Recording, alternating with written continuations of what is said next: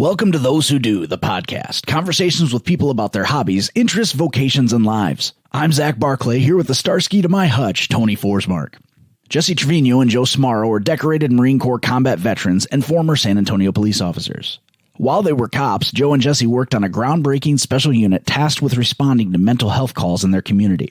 Joe was the subject of the Emmy-winning HBO documentary Ernie and Joe, Crisis Cops, and a TED Talk presenter. In addition to the mental health unit, Jesse also worked special drunk driving enforcement, was involved with a federal task force performing threat assessments and preventing potential active shooters, and he was the Cadet Training Coordinator for the San Antonio Law Enforcement Academy.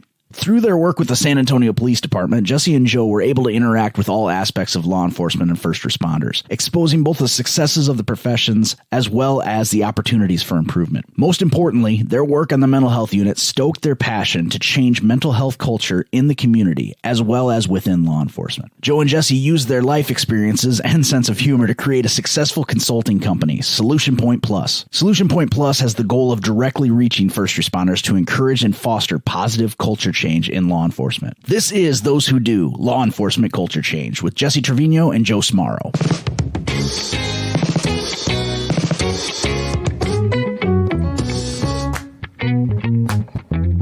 I don't have a speech impediment. I'm just Mexican. Don't want to be affiliated with this podcast. Welcome to another episode of Those Who Do. As usual, I'm Zach Barclay here with Tony Forsmark. And today we have the honor and the privilege to be joined by two of I'll call them my friends. They'll disavow all knowledge of me, I'm sure, after they leave here today. These two guys are pretty interesting fellas. They have started their own business. You know, we like to talk about those who do, and this is kind of a thing that they have done. They've kind of defied all odds and gone in a completely different direction to change the culture of mental health and wellness in law enforcement. So without further ado, we are here today with Joe Smarro and Jesse Trevino. Hey guys, thank you very much for joining us. Yes, thank you. It's both an honor and a privilege. I'm just going to inflate Joe's ego a little bit. It's both an honor and a privilege to have you here. Lord knows I could use a little help. Yeah.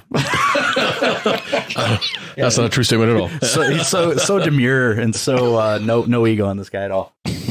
Thanks for having us, man. Yeah, it's our honor. This is a fairly new show, but the premise here is that we like to talk to people about the thing that they do, right? So the most important thing, strangely, about the thing that is done is actually the people who are doing it. So in order to kind of get an idea of what goes into building your business and everything, we have to get to know you guys, right? So we kind of talked a little bit at lunch today. I made the joke about how we always talk about, wherever did little Joey come from? You know, where did little Joey and little Jesse grow up, and what was their history like? Because you guys didn't know each other as kids, right? Correct. So we're going to talk about where you were as kids, and then how you guys met and how that developed into building Solution Point Plus into what it is today. And I'll have you guys, once we get to that point, kind of explain exactly what it is that your business does and why it's so important and where your passion comes from. Beautiful. Let's start with little Joey. Where was little Joey born? So I was born in Virginia, and true story, sad story. I actually have no memories prior to 7 years old. So we can go as deep or as shallow on this as you want, but life at 7 kind of took a turn for me. Dad was in the military, was on a med float. Mom had an affair, and then my sister and I started getting experiencing some abuse, molestation, and it kind of changed the course of my life. Sadly, it also changed the course of my father's life, my family's life, and so my dad was pushed out of the Navy to become a single parent, and we moved up to New York, and that's where I spent from, I guess, 7.5 or 8 years old on until I graduated high school in a small upstate New York little town called Lake Luzerne. And graduated high school 4 days later, was on the Yellow Footprints in Parris Island and joined the Marine Corps. And that's just a high level background of where I come from. And it was in the Marine Corps where I actually met Jesse. I feel like you skipped a few things, Joe. I skipped a few things. So Yeah, I mean, from what I know about your show, it's like high energy and like laughs and good times, and we're about to come kick that into the junk. So I'm like, are you asking what you're asking? Yeah, I mean, I was, but we did this a little bit earlier today, and there was a little bit more joviality along with it, my friend. all right, fine. So what was high school? What did you do? What were your interests in high school? Oh, that's a good question. Yeah, Tony, what you're really getting at is, look, my pullout game was weak. So I had my first kid my senior year of high school. Is that what you're getting at? My interest in high school were sports. I will tell you that my nickname was Smiley. My first bout of suicidal ideation was at 15 years old, and home was not a good place for me. So school really was my safe haven. It was an escape. And even though my nickname was Smiley, I was not in a good place at all. And what I love as I look back in reflection is this idea that there were teachers in school and coaches that without knowing any details of what was happening at home, they knew something was going on. And I really, because I was a misguided, unmentored, unparented child, I really, like we hear don't mistake kindness for weakness, but I truly misunderstood their kindness for like thinking they wanted to be like my best friend, or one of them was a female teacher and I thought she liked me. And so I was sending her, no lie, cassette tape copies of LL Cool J's music where I was tonguing her down with vanilla ice cream. And that was inappropriate apparently. And so she told me that she was married and I couldn't do those things. Yeah. And so where she was really trying to is that behavior never stops. Like, Is that what that tape is? That's in my mailbox? Yeah, it's coming, Tony. And so, yeah, I mean, I truly had a hard, and I will say to Jesse's point, like relationships have always been a struggle in my life because I just haven't had a really fair representation. And that's not an excuse. It's just my reality. And so even as a 41-year-old man now that spent the last 13 years consistently in therapy, I'm still learning how to be in relationship. And that's both like with friends and spouse, romantic partner. So it's been a struggle and times were hard for sure. But I think it really helped develop character and build me into the man that I am today that is out there offering the service that we do. And so I'll end with this before I pass, which is a saying that I love. And it says that I've learned to become grateful for the things that I wish never happened. And I think that really captures my story really well in one line. It's, I wish those things never happened to me or my sister or my family, but I've learned to experience gratitude in those trying times because it lends a lot of credibility into the work that we do today. So there's a couple things that are really cool about this. One, I appreciate how open and honest you always are with your story. I think the amount of people that has reached throughout your life and the positive impact that can have on them to reducing stigma and all the stuff that you guys are working towards is amazing. The other part is a little lighter. I always learn something fucking new about you every single time I talk to you. Yeah. I did not know about your courtship of the teacher or the attempted courtship of the teacher. I mean, it doesn't surprise me even a little bit, like not even a smidge. Yeah. But that was new information for me that I'm really glad. And in total Joe fashion, who's done the work and been, looks at things in hindsight and like processes and wants people to know things. You reached out to that teacher. Right. Yeah. And super grateful experience. And she was an important part of his life. So he made sure she know that. I'll let you tell us. No. And I share this tomorrow in one of the classes that we're actually here doing right now in Iowa. And it's this idea of gratitude, but in a letter form and looking back on your life of who's had a significant positive impact in your life and not just calling them or sending them a text, but actually putting pen to paper, putting it in an envelope, put a stamp on it and mail it to them. And I think the ripple effect of that is profound. So I did that with both of my teachers. And I also did call them and follow up to talk to them and thank them with my words and let them know. And it was an incredibly emotional experience because, I mean, I don't know, 15 years or so has passed or 20 years has passed from when I did that. And to know that they got to experience that, like, hey, this student from two different things. One was a soccer coach. The other was an English teacher, drama teacher. But to know the impact that they had on me, that they were trying to protect me, even though I highly misunderstood it in an inappropriate way. But hormonal teenager without a safe place to go home to, I was a wreck for sure. So just looking for any way to feel validated. Drama teacher. Did you do theater in high school? I did theater. I was in Joseph and the Amazing Technicolor Dreamcoat. I was in Cheaper by the Dozen. I actually had to come out on stage and do a round off and snap my elastic bow tie and say, "The gang's all here." And it was a magical moment. And that's when I knew my documentary would come out one day. That's not true at all. I had no idea. How does that never come up in conversation between the two of us? What's that? That you did theater in high school? Yeah, I'm ashamed. What? No, Tony, get him. I'm actually not. So I'll be honest. I had a high school friend, come and stay with me a couple weeks ago, and I was thinking of like things we could do. And we have a place in San Antonio called the Tobin Center. Oh, beautiful facility. Yeah, beautiful. And I was like, hey, there's a play. Should we go see this play? And it was called 13 Steps. No, 39 Steps. Anyway, it was old setting. It was incredible. I love live theater. I love play. And so I do say that jokingly because I really had a great time doing it. And I do think that there's some I love the idea of riffing and like the whose line is it anyway has always been my improv. jam. Just coming up with stuff off the cuff. Yeah, improv for sure. His improv is pretty fantastic considering the work we do. So we do a lot of scenarios in our work, and he's able to add learning value, but also entertain. And his improv is pretty spot on. I have no doubt in my mind that in a different life, Joe could have been an improv or stand-up comic. No doubt. Easily. No doubt. Jesse could have too, but he would have to stand really close to the audience. Apparently, in Iowa, accents get better when people sit closer to you. Proximity.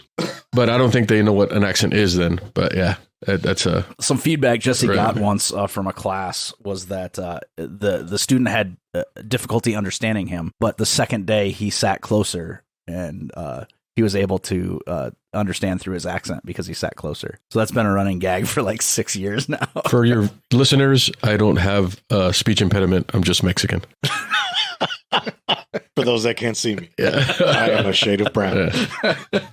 My taupe or an almond. Before we get too far away from your childhood, I was saying you're actually the color of my whiskey. Yeah. Sorry, buddy. Before we get too far away from your childhood, the one thing that I've always wanted to ask you is, so your shared trauma, you and your sister, how does she feel about you telling her story? She's never had a problem with it. In fact, it came out in the documentary, and it was an interesting experience because it actually kind of united us.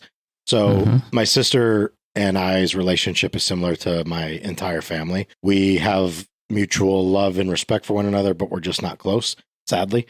And that's for many reasons. I think it's just lack of effort on everyone's part. I think we all just hope the other one does it and no one really does it. And so I could call her right now. She would answer. She could call me. I wouldn't answer, but I would call her back. And that's the same way with my mother, with everyone. And sadly, again, it's to no fault of them, but I left home 4 days after high school.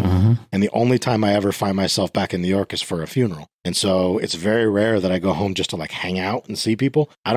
There's nobody from high school that I keep in contact with except for Eric, who we've since hired to work for us, but no one else. And so it's like, I wanted to get away from it all.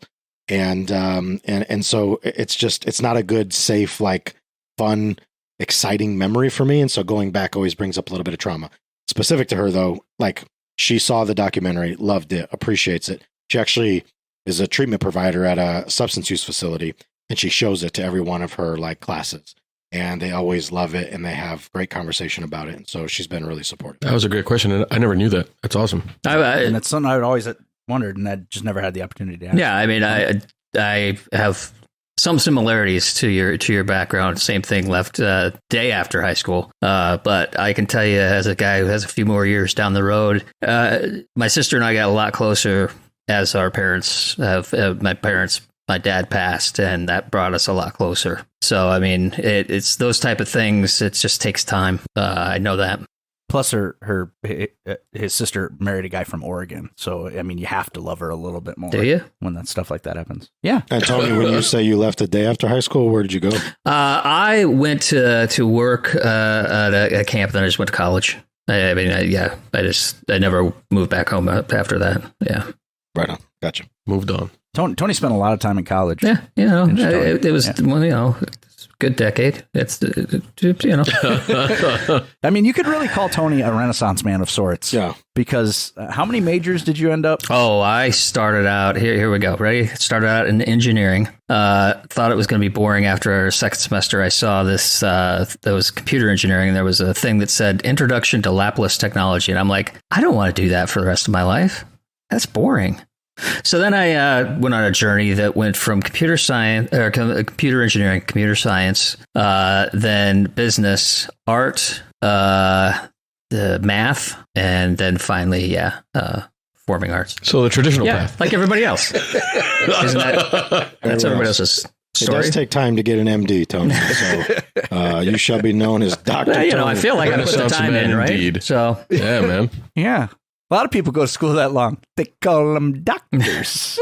yeah, you can just call me Dr. Tony then. There you go. Well, we can't because there's only one doctor in your house. Well, And that is Reagan. that is true. My favorite Forsmark. He's not even a Forsmark. Well, I mean, you guys are married. We're married. Yeah. So, I mean, someday. He's a Moss. Yeah, but someday when her and I marry, then. What kind of show is this? So a lot of times when I go visit Tony will do something deplorable or mean to his wife. And I always have to remind her, I always am on her side. I see. Yes. Well, now, she let's be is a clear. saint. Deplorable and mean does not mean physically violent or... You're not waterboarding her or anything, Tony. That's right? not Like, physical. There's no dungeon or touching. anything. Right. on the waterboarding. That's been cleared. Right. That's been cleared, I think. Yeah, it's mostly just dopiness on his part, but I just like Reagan to know that if I have to choose a side, it's going to be because she's the reasonable one of the two. And, if I have to count on somebody, it's going to be the doctor. Good for you, Tony. So, moving on. Jesse. Zach is gonna Zach. Zach's gonna Zach. One last question.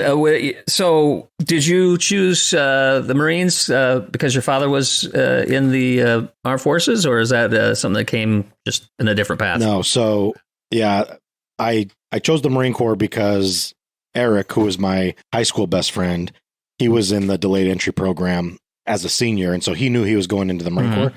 And as soon as they found out that my girlfriend at the time was pregnant, he said, hey, I'm going to talk to the recruiter and see if there's anything they can do, which, of course, they were like, of course there is. And so the Marine Corps recruiter showed up and talked to me and basically sold me the dream. I'll never have to pay for anything. They'll cover for my daughter's insurance. Like, life will be grand. I can even play soccer in the Marine Corps, which is what I wanted to do after high school. Well, you did. You played soccer. I did get to play soccer. He didn't lie. I played one time in Iraq against shoeless children. On gravel dirt roads, and they were good. I don't think so, honestly. No, you guys didn't win. I was security, and I watched the whole thing. It was kind of embarrassing. Yeah. Just like, shoot him! Yeah. Yes, sadly, it was the only thing they won that year. So, and thus the improv comes in. Yeah. Sorry. So yeah, I thought shoot him was bad. The Marine Corps recruiter showed up and sold me the dream. So I signed up, and right away, I mean, as soon as high school was done, it just lined up on the timing to go down to boot camp. And started down in Parris Island, did my boot camp, and then went to my specialty school, and that's where I actually met Jesse. So yeah, I definitely didn't grow up wanting to be a patriot, be a military. It wasn't because my dad was in the Navy. I had no desire to be in the armed forces, just as I had no desire to be a police officer. And which is an interesting thing we'll talk about, as far as I didn't really start taking like ownership of my life until I was probably about 37, which is only 4 years ago. So, but yeah, we'll discuss that more later. Did you and Eric didn't end up in the same unit, did you? No. So we went to boot camp together and then didn't talk for 22 years. And now you work with him. And now he works for us. Yeah. Fucking man. So there's some of that serendipity again, Tony. It just keeps coming up. I'm telling you. Yeah. It's Is that a theme that comes in your interviews a lot? Yeah, very, very much so. When we talked to Joe Stillman, he kind of broke the glass on it, and now we've been seeing it come up. Anyone who's successful, it's been as a result far more of serendipity than it has been of skill or hard work. No, I wouldn't say skill or hard work as opposed to the what? Well, I was just going to say that it's not absent skill and hard work, but it's that special sauce. Yeah, that special thing that pops in. Yeah, there. I'd agree. I mean, I probably lay it more out as the path plotted gets diverted by serendipity, and Right. so it's things that people had planned to do. 10 years of school. Right, 100%. I have this plan. I'm going to do it. And then, where do I end up? But yeah, I would say there's definitely work involved, but it's the serendipitous part is just like it didn't go down the path that you were expecting. Right. It's not absent the work. It's the idea of maintaining being present so that you don't miss opportunities that you would not have expected. Like that's come up a shit ton. Yeah, like that I imagine so. And I would argue serendipity is truly the act of being aware. Mm-hmm. Yeah.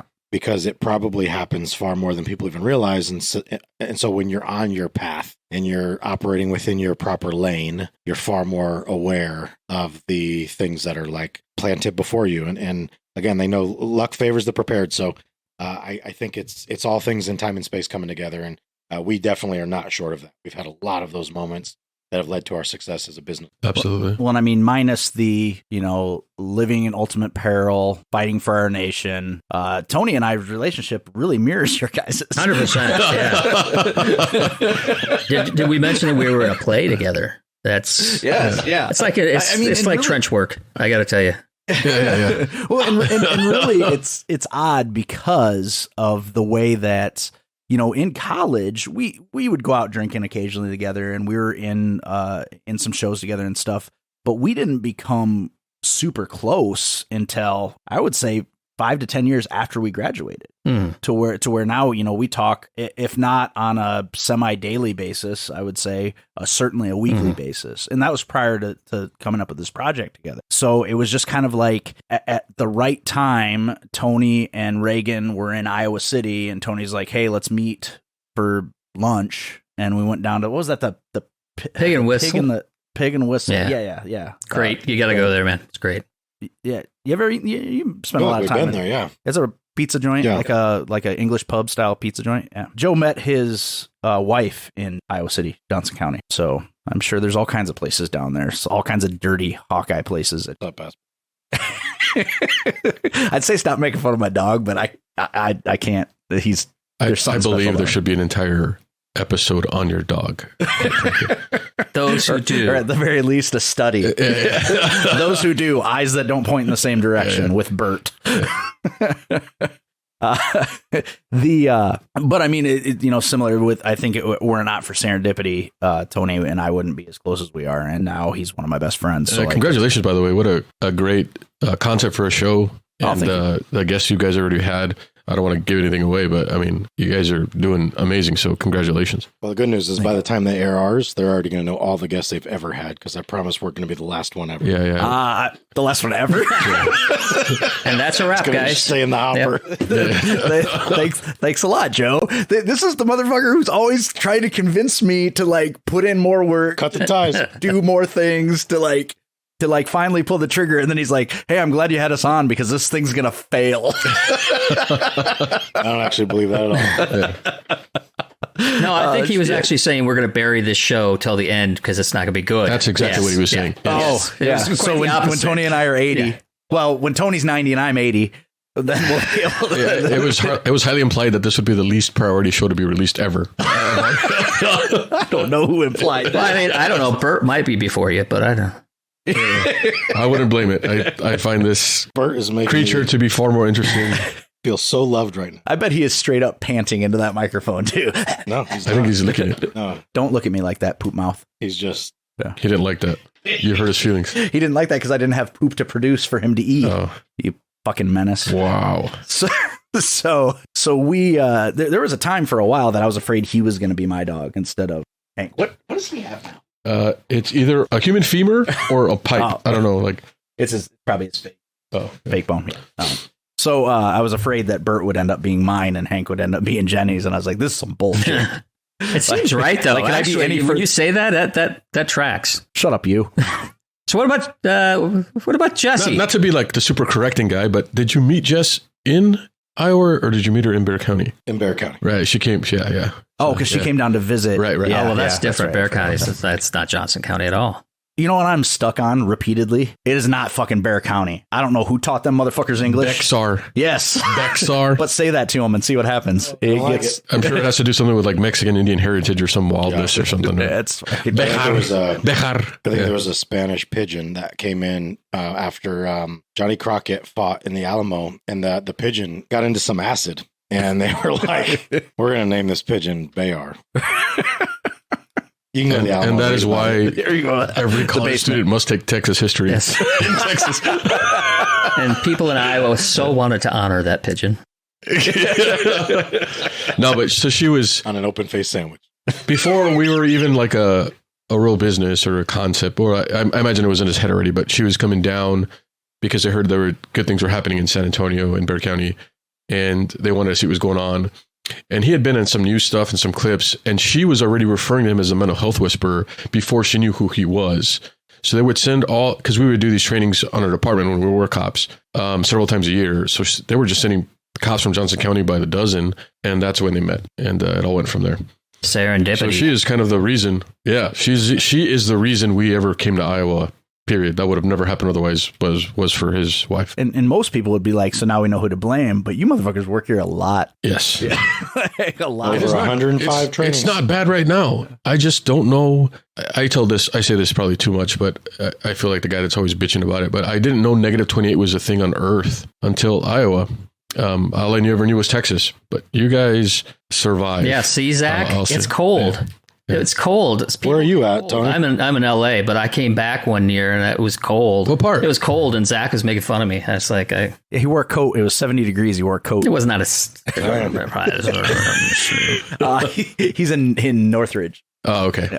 Yeah, these dudes wear shorts and flip flops in 32. Oh, I know. I mean, I grew up in Iowa, so I just hate going back. You're just living life a lot better. Yes.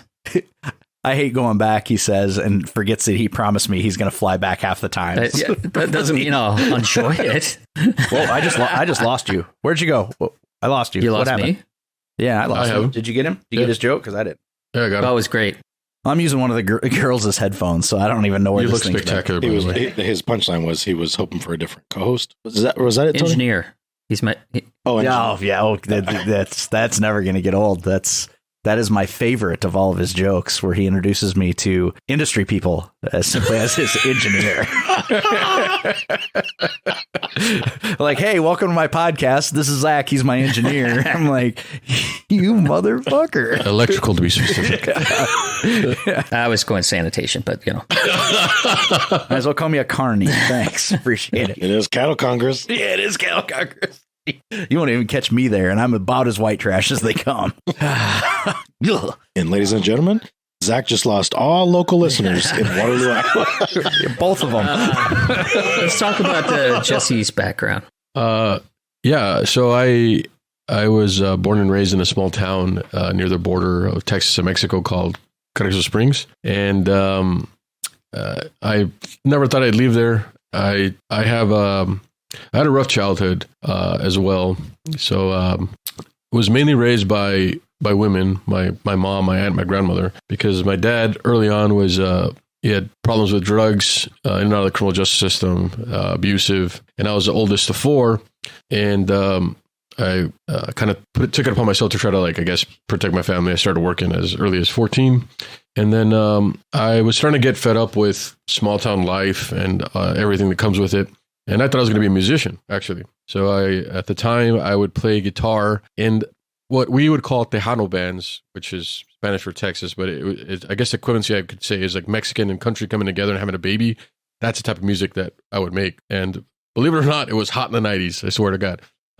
But it is not. So I guess the most famous person that will ever come out of Tejano music would be Selena, for context. So we were playing that kind of music, and I would work at a Dollar General in our small town. And one day a Marine Corps recruiter walks in, and I never had any aspirations to join the Marine Corps. I never thought about it. I knew nothing about the military Marines. And he tapped me on the shoulder, and then 2 weeks later, man, he sold me the dream. I think the biggest thing for me was because I believe I was of sound mind enough to make a decision for myself. But I think what kept me up that night before I went and signed with the recruiter was I had been raised by women only, and I didn't have a father figure. So I thought I had to do something to make myself up.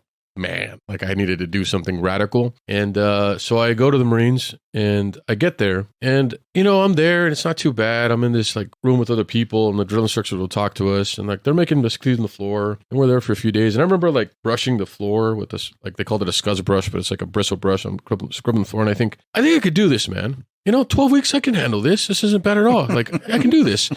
What I didn't know was I was at a place called Receiving Platoon. So it's like a special place where like, while everyone else comes in from the country and we get enough numbers to start a whole platoon and kick off training, you're just going to hang out here and clean shit. So I thought it was like, this isn't too bad. I mean, it sucks, but I can survive this. Nah, man.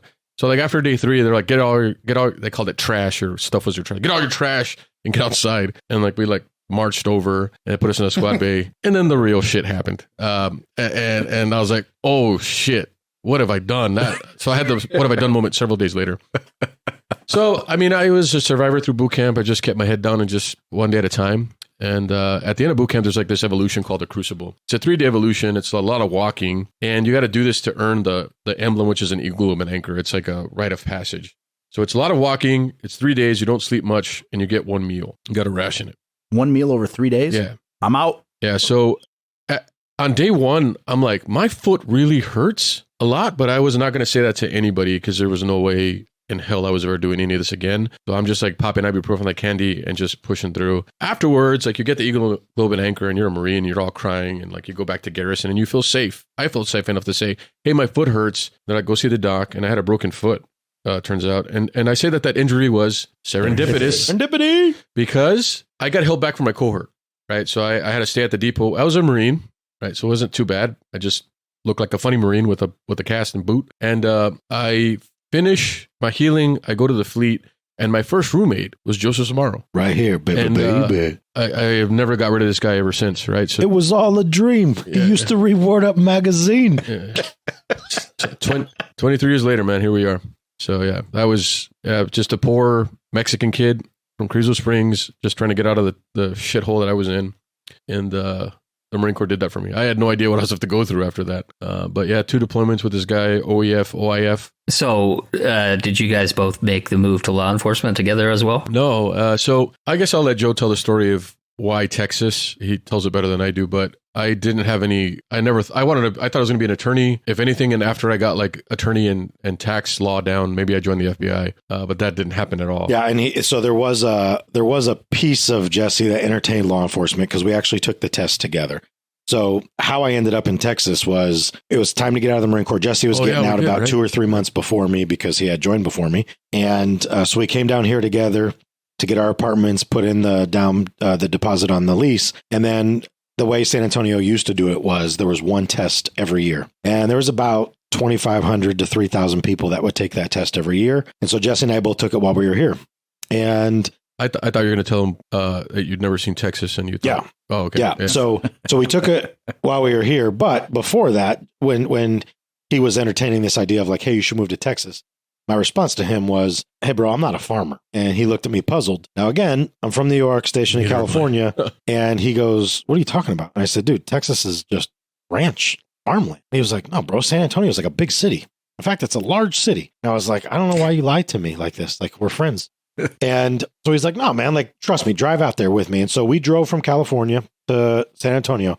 And as soon as we got through El Paso for the next probably 7 hours, I was like, yep, not happening, dude. There's no world in which I'm going to live out here in this desert. And he was like, just wait, man, just wait. And so anyway, we first stopped by his mom's down in Carrizo. She introduced me for the first time in my life to a Elmira Ibarra homemade tortilla that put like warm butter on it with a little salt. It changed my life forever. And that's when I knew I need me a good Mexican. And so I moved to South Texas and I was married at the time with my daughter.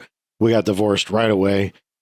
She moved up to Dallas. But then what was interesting is Jesse actually, so you get 5 preferential points for being a veteran after you're out. But because we were both still active duty in the Marine Corps, we didn't get any points. Jesse scored a 95 raw score. I scored a 93 raw score. And so then he moves out here. He gets a job at American Funds and they call him for the next step, which is the PT test. He's like, nah, I'm good. And I'm like, oh, hell yeah. I'm only 2 points behind him. Like, I'm going to get a phone call tomorrow. Well, I didn't realize that out of the 2,500 people that take it, the difference between a 95 and a 93 was probably about 180 people. And so they never called me. It was a very different time then. The whole year, they never called me. We were competing with a pool of 5,000 applicants. Very different time then. So then the next year, so I moved to San Antonio. I got a job at Travelocity, not booking travel, but even better, doing security at a call center. Because why not? And then went from there to Fort Sam Houston, was doing the contract security, checking IDs at the gate. And then I tried to get you a job at American Funds too. Yeah. But then I took the test again the following year. I got a 95 plus I got my 5 points. And so it gave me 100 and I got called right away, did the PT, passed everything, got in. And as soon as I became a cop, I was like, dude, you got to do this, man. It's fun. You get paid good money. It's consistent. Like, you got to do this. And he's like, nah. I'm good, man. I'm good sitting here in this cushy office job, looking at people all day, interacting with normal humans. Life is good for me. And so he denied me. And then 2008 happened. Dun, dun, dun. So in that year, how many kids did you have and how many times were you married? Whoa. Which year? That 1 year between the two tests. No, I was getting divorced and I only had one kid. After he got divorced, he had the other kid. Yeah. I had my second kid with my ex-wife after we got divorced. I just wanted to make sure we could still get along. Yeah, he comes to my house and he's visiting. I'm like, hey, what's up, man? He sits down. I give him a beer and he's like, Chris is pregnant. And I was like, damn, dude, like, she met somebody, I guess. I mean, who's the father? And he looked at me like, you dumb motherfucker. Like, he's like, I am. Well, he says that. But when Christine called me and said, hey, I'm pregnant. And I was like, oh, congrats. Like, that's cool. And she was like, no, dumbass, it's yours. I'm like, nope, it's not. There's no world. And it turns out she wasn't lying. So that was fun. It took Joe quite a while to realize that he has superhuman sperm. It took him a little bit to figure it out. And I know the listeners. Are we allowed to say superhuman right sperm on this? Yeah. Okay. Yeah, absolutely. It's people that do. Other people that do. Other people. Yes. And while this isn't a video podcast and you can't see it, as I look at Zach right now, he's actually getting pregnant. Yeah. I thought you were going to say he's actually my child. I'm like, that's fucked up because I'm like 2 years older than you. Yeah, but when they started laying people off left and right during the financial crisis, it was clear that I didn't want to stay there. That it was every man for himself. It was just a weird time, and everyone knew that nothing was safe. So public safety was. So there go I and start the whole process over. And eventually, in 2009, I get a call, and they told me that I was going to start the academy in 2009. And then they said, nope, we're canceling the class. We're going to wait. And then in 2010, in January, I started the academy. Why'd they cancel the class? They ran out of crime. I don't know. Because back then there would have been plenty. They ran out of crime. Yeah. Oh, that's because Joe Smarro already worked there. They were fresh out of fucking crime. That's right. The city's biggest crime fighter. Never year. Yeah. So you then start the academy the next year, or is it? Yeah. So my original academy day was like, I think October 2009, and then I ended up starting January 10, or maybe it was, I think, I don't know what it was. Maybe I got bumped or something, but I remember I was supposed to start in 2009 and I quit American Fund. They're like, no, you're not starting until January 10 now. I'm like, oh shit, I don't have a job. Ooh. So I was like working like 3 jobs until the academy started. Tell him the truth. He was cutting my yard. He never cut my yard. All right. See, and I thought I was thinking I was an asshole earlier for wanting to make a joke about a Mexican, like thinking, oh, cleaning's easy. And then you come in with this bullshit and I'm like, well, I'm not the asshole I thought I was. Mine wasn't race related. I was just helping a friend. No. We lost Tony. Whoa. He's like, fuck this racist shit. I'm out. He's like, these racist don't want to be affiliated with this podcast. I don't know where he's he grabbing went. a drink. He went to chase a cat. Oh, chasing the cat out of there. Oh, Get out of here, Bye, Tony. The first time Tony's touched them. Whoa. Whoa. It's great because I do the editing. It can stay in. I will say that, this is the first time I've recorded drinking whiskey with folks, and I like it. I'm enjoying this very much so. This is good times. Yeah. As soon as Tony comes back, let's all take our pick. Tony, I appreciate you being the anti-racist and walking away from this nonsense. Thank you. Which cat was that? That was the youngest Bixby. He was on the porch and decided he was going to start crying all over the place. So now he's with the girls. He's that's the second time he's been on the show. Yeah, well, he's a cat for radio. He's sweet. He straight up made love to a microphone on an episode. I don't think I've edited that one yet, but it was hot. Tony, people probably already know, but I don't, because Zach's not as good as a friend as you say. But what do you do? I didn't say that. He said it. Yeah. I know. What do you do out there in LA? I'm an actor. Oh, you're an actor. Yeah. Right So on, when you were talking about the theater, that's why Zach thought he should punch in. Love it. You hurt my feelings so bad. No, actors don't have feelings. No, everything's fake. Show. No, I mean, anything you see from me is all pre-programmed. You soulless fake monster. All right, so you guys you started the academy. Yes. Okay. And Joe's already worked. Correct. So you get through the academy. Yeah. And so I remember being in the academy, and this guy and other guys from the mental health unit like come into a training, and I'm like, oh shit, like he's doing pretty cool. That's like awesome for him. And then like as I go through now, for me, like here I go being serious again. But I graduate, president of my class. Like I am all in. Like I embrace it, and I am on this thing where not knowing that I want to punish the world for all the shit that happened to me. And I think that I can fix the world for all the shit that happened to me by being this like super badass tough cop. So and he is like on TV all the times. But I want to take a moment to Jesse and encourage the listeners that like this is why I think our stuff works well, is because of the difference in who we are. Jesse and I are very different. He is the president of his class. I was the guy that would tape vacuum cleaners to a person in class that we didn't like chair so that he couldn't sit down in time, so he would get in trouble. Like a total douche monkey, class clown throughout my whole life, just always joking to distract away from the fact that I'm a crying soul. And so I just like to have a lot of fun and don't take a lot serious. But Jesse was a freaking dedicated, committed, smart. It was the same thing in the Marine Corps. Like he got so much shit in the Marine Corps for using a brain, which the Marine Corps is not used to or enlisted doing. And so he would get a lot of shit for being too smart. And if you tell a Marine, like, take the hill, for me, I'm going to be like, yes, sir, and not understand why. You tell Jesse to take the hill and he's going to be like, well, actually, I just measured the results of this and I think there would be a better option. And if we actually went this way, it would save energy and it's less inertia, there's less gravity pull. We would actually get there with way more energy left in the tank. And they were like, what in the hell is wrong with you, dude? Like, you are way too smart to be doing this shit. Jeez. And so that's kind of been his path. But it also, again, 23 years later works. And I want you to get back to your story, Jesse, but I just think it's important to think about, like, whether you're looking at friendships or partnerships or everything in business I've ever been told is do not ever get into business with friends or family. Now we've got Zach and Tony here who are like launching this incredibly epic podcast that are just going to reach and touch a lot of people's lives and bring people in. But while they were in theater together and while they were have similar interests, right now they're still very different people. I mean, Tony's obviously like done something with his life, and then there's Zach who works at Target. Just kidding, bro. Not that there's anything wrong with Target, I guess, but I mean, yeah. Somebody's got to bring the carts in. Okay. Yeah, absolutely. Yeah. Otherwise it'd be a mess. You know, I have seen him do it without any sling. So he's pretty shit hot. Reflective vests are fucking sexy. They are. No, but there is Joe Austin says this, and I agree. He says that he is the heart of the operation and I'm the brains, which I don't know if it says a lot or not, but there's something to that. So I believe the dude's an embodiment of love, and I'm like, I believe to be like, you know, maybe more logical or rational or maybe a realist, if anything. But it's worked well that we have this yin and yang and balance in our friendship and now to the business. But yeah, so that we definitely had different paths in the academy, that's for sure. And you did something to me when I was in the academy. Uh-oh. In true Joe fashion. I don't remember, but I believe it. He doesn't remember at all. So Joe took a lot of pictures of me on ship when we were in the Marines.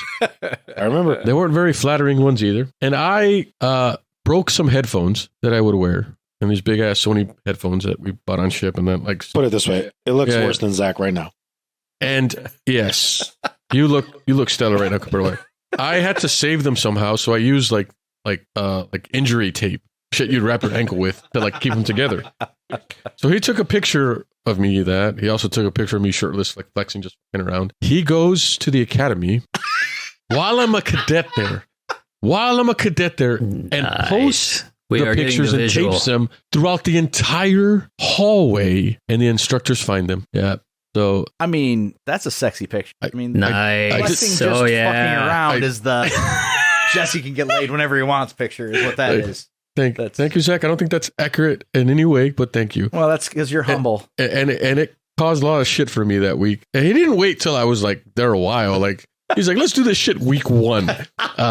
So yeah, that's true Joe fashion. But yeah, I went hard in the academy, and then when I became a cop, I broke out thinking that you just arrest everybody and bang heads together, and you're gonna arrest the problem away. And I was a very, very angry man. That's better than the photo that got taken and posted of me when I was in college. I got beat up by an ex-girlfriend. Damn. Wow, fucking rocked. Like Tony's like nodded his head like now. To be fair, she played softball in high school, so I mean, we were fairly evenly matched, except for the part where she beat me up. I want to say I appreciate your effort to protect Jenny in this because we know it was your wife. Go ahead. Jenny would have finished the job. My wife would be like, I would not have fucked him when he was in college. There's no way. She just said that yesterday. He didn't. He did not embrace the fact that he was going bald. He looked weird. His hair looked gelled, even though it wasn't. I don't know how that happens physically or genetically. Yeah, there's no way. But so I get beat up by this girl. And then one of the guys that lives on my dorm floor takes a picture he had of me, puts it all over campus. Do not date this man. He is violent towards women. And I'm like, but you're the one with your ass kicked. Yeah, because I was like, I violently threw my face directly into her fist over and over. I was like, if I'm taking her down, her fist is going with me. Like, no, there's no. Just to be clear, Zach is not a violent man. No. Let's not get him canceled. He's not a violent man. Oh, if I was going to get canceled, it would have happened a long time ago. Have you seen any of my stand-up, Jesse? I have a joke about the zombie apocalypse that does not shine favorably on me and people with the mental disabilities. Damn it. Yeah. Save this man, Tony. I mean, save him, please. It's really fucking funny, but I could not get away with it these days. Yeah. Different times. Different times. I will say this. It depends on how likable you are. The more likable you are, the further you can push the envelope. And I know this. I don't like where this is going. By working with this man for so long. I could never say a 16th of what this man says and get away with it. But he says it, and it just works. I was in a room with him recently where he says... Did you have your pants on? This time, yes. Yes. Out loud, he says, I don't know anyone who's counted as much sperm as Zach. And rather than the room getting uncomfortable, they're like, oh, this guy's look at Joe. He's, you know what? He's killing it. Home to meet mom. Yeah. It's like, what the fuck? They laughed so hard at that. And I got up and left the room. And what do? I'm like, that's fair. Because I can't compete with this motherfucker. When he is on, he is on. I don't know if he's ever off. Like when normally I can go toe to toe improv wise with pretty much anybody, but this motherfucker gets going. It's like a freight train, and there's nothing I can do about it. I'm just like, hey, could you get further away so people couldn't understand you? Exactly. Back up a little bit. Yeah, back up a little bit. We have got a lot of feedback about our acting skills. It's uncanny. And as an instructor, I found it to be initially it bothered me because I'm like, but what about my presentation? What about my PowerPoint? Well, there's that one with the bad colored font. I mean, you gotta. Did you fix that yet? You should have. I should have. There's a period where it shouldn't be, but oh no, that's not. Now I've embraced it. I really have. Phenomenal actor. I would have never thought about it. Far superior to me, without a doubt. Incredible actor. Oh God! Oh God! Jesse's got brain cancer. I would have never known what to do with that feedback, but now I'm just like embrace it. Yeah, but it has helped the business for sure. So let's talk about what you guys do. How did that form? Yeah, well, I mean, I think in order to get the answer to that, you got to back up a little bit back into San Antonio PD. Okay. Jesse kind of glossed over it. He talked about Joe in the mental health unit coming and speaking, but like I think that's where it begins, right? So my journey into mental health started. So I actually got on the mental health unit in 2009, and if Jesse came through in 2010, then it all lined up well. But when the San Antonio Police Department mental health unit started in 2009, it was just a pilot program, 6 months, kind of like, let's see what you got. And the original 2 officers were there, and it was all data driven, and they had some great numbers. And so then the chief was like, let's make this a unit. And so it grew to 4 officers and 1 sergeant. And that's when I got on. I guess maybe now that I'm thinking about it, just hit me like maybe to explain what the unit did or was. Yeah. Yeah, there's a lot happening here. This is what happens when you do like a podcast in 2 different cities, Los Angeles and Waterloo, Iowa, which are very similar. And then you have Tony, which is one of the main co-hosts, chasing cats. You got Zach pounding a bottle of Buffalo Trace. It is chaos. This dog just jumped on you, dude. I've got aspartame in my lap now. Like, oh God. I hope he didn't eat poop. He just gave you a full-on French kiss. Back to business here. Yes, yeah, right. So, yeah, the mental health unit was a plainclothes unit that was responsible for responding to any calls in the city that were mental health related. And it was an alternative approach, kind of a less uniform-based, less authoritative type of response. And we had great success. And so the unit went from the pilot of 2 to a unit of 4 to, well, they referred to us as the detail, to then we went up to 6, then 10, and it kept growing. But as we were doing the job, we were also providing the training throughout the department, mental health training, crisis intervention training. Any first responder knows it's a 40-hour mental health introduction. And so we were doing that, and we were doing that for years. And so we were kind of a dual-hatted unit responding to the community in crisis and also training our department on mental health and de-escalation techniques, how to better respond to these types of situations. So again, I have been doing that for years. Once Jesse had a handful of years on, I started actively recruiting him. 1, because I wanted my best friend to like work with me, but 2, I knew that he brought a skill set that we did not have, that we were lacking. And Jesse will tell you simply that we were good at getting on TV, but we were terrible at counting things. And again, he's a data-driven guy. He knows how to write grants. He knows how to get stuff done. And so he was an asset to our unit. And so while he had a diverse career that he did many different things, including promoting, I just went from patrol to mental health, and then I stayed there until I resigned after 15 years. I mean, you'd found your calling. For sure. Yeah. And I tell people too that the mental health unit like truly didn't just like introduce me to what I was passionate about, but it really did save my life. And I was just really, really blessed to find that, because it didn't exist when I started in 2005. And I was just really grateful that it was developed and that I was able to be a part of it. And as like I guess what ended up being a path change for that unit, is an indirect function of the unit that no one considered or knew about was this hidden thing. Was the unit also addressed officers in crisis? Whenever officers were having their mental health issues, the unit would respond, often, under the guy would operate with confidentiality, and that's where he really started to shine. And as he did that work, which they kind of pushed him into initially, and he embraced it, he also discovered that there was a lot of issues within our organization, with culture, with policies, and he became very vocal with these challenges. And that started with tact. Yeah, it started this, I guess, a type of notoriety for him. And initially it was well received, and people would listen. And then that became his calling, to where the point where that was like his main function for that unit for a while. For me, I bounced around. So I started on the inner city west side of San Antonio in patrol, doing what I thought I needed to do. Which was specifically? Arresting everybody, man. Like I thought I wanted to go to narcotics. I wanted to be a gang detective. I thought I had my career planned out. So I treated everyone like shit. And I looked down on everybody that lived in poverty, that messed with drugs and held drugs. I just judged the shit out of everyone.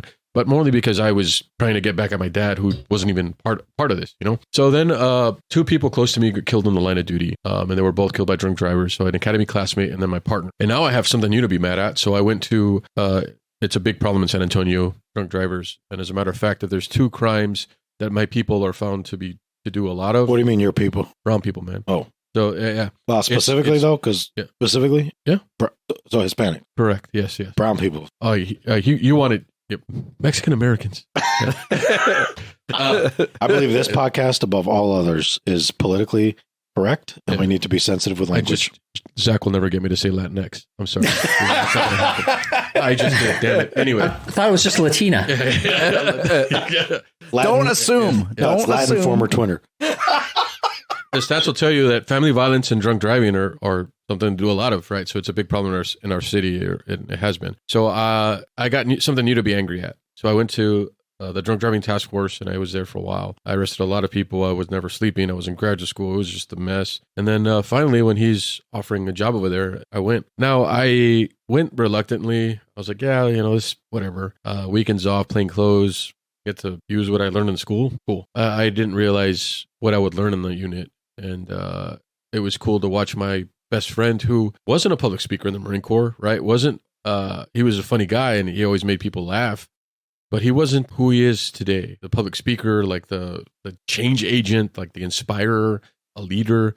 And I was just watching him do his thing and I was like, man, like he's really grown as a person. And also I learned that it wasn't just about like, hugging thugs or like progressive policing. It was very, very insightful because this is where we first discovered a theme of our organization now, which is like everything starts within you. We learned as an organization that we teach people like you just can't teach de-escalation or crisis intervention. Like everything starts within you because you can teach people skills, but how you view people matters, right? How you show up to engage with others, how you view the world, like what's happened to you. All that starts within you. And I recognize I got a lot wrong with me. So I am grateful for that unit and him for kind of saving my life, if you will, directly.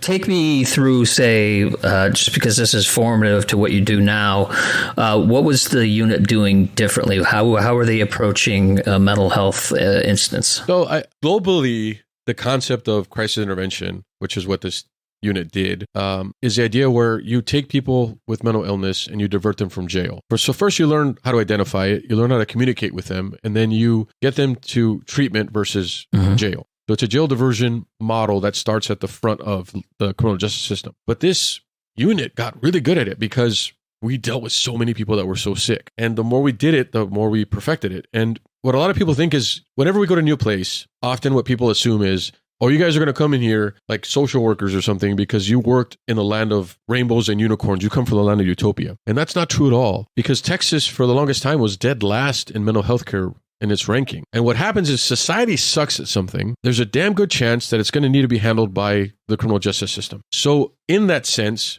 because we had no assistance or no support, we learned really quickly how to fend for ourselves and deal with these complex societal issues. And that's essentially what put the mental health unit for SAP on the map. Was just line level officers dealing with things that upper echelon and management could ever fathom or understand. Was there some sort of liaison with mental health professionals as well? Yes. Yeah. Which is something that Joe also pioneered. And they learned from each other. And Joe also identified, it was Joe that said, we'd watch these social workers show up with clipboards, super impersonal, man. Just like that.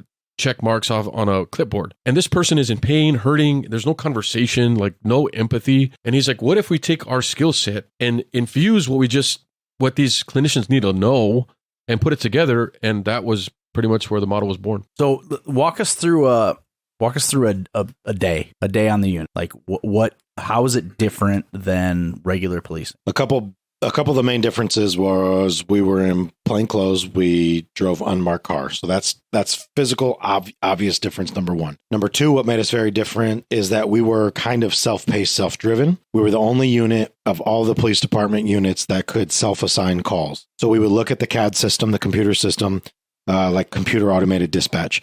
We would look at it, and anytime we saw a mental health call come up, we could look at the notes, read it while it was still in the queue, before it was ever dispatched, and we could self-assign ourselves to the call. Never get on the radio, never have to tell dispatch. And again, that created some heartburn for some people because it's like anytime a unit is given autonomy, there's going to be some jealousy, some envy. Like, this isn't fair. Why do they get this perk and we don't? Because they see it as we cherry pick our calls. But the reality is that there are certain calls that we don't need to respond to as specialists. And then there's certain calls where it's like, we know this call is going to take time. So there was kind of three ways that we would show up to a scene. One was we would self-assign and show up. Two was the actual family or the consumer themselves would call us. And the third way was patrol would get on scene, realize it's a mental health call, realize it's going to take more time than they want to deal with. And so then they would ask if we were available. We'd come out and relieve them. So those were kind of the three main ways that we would get dispatched to a scene and show up and help someone.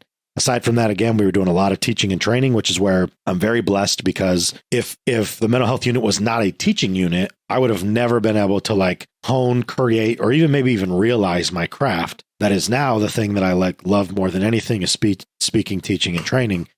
And I would have always been afraid of it if I never was forced into it and then forced to just stay saturated in it, where I just had to do it weekly or every other week and just do it so much and so much and so much and do it from really poorly to where then I excelled at it, to where then it became my passion, to where then I studied it and now have built an entire business around just that, which is speaking, teaching, and training. And so, yeah, it's not lost on me that And I use this and I teach this. I use my own journey of going from fear to like incredible growth. I mean, just again, it's, from truly afraid, not believing in myself, not believing that I could ever speak in front of my peers, to then giving a TEDx talk, to then like being a main subject in a film, to then starting, running, and growing a business from nothing into a 7-figure business that is sustainable and doing really well. And so I'm just super blessed.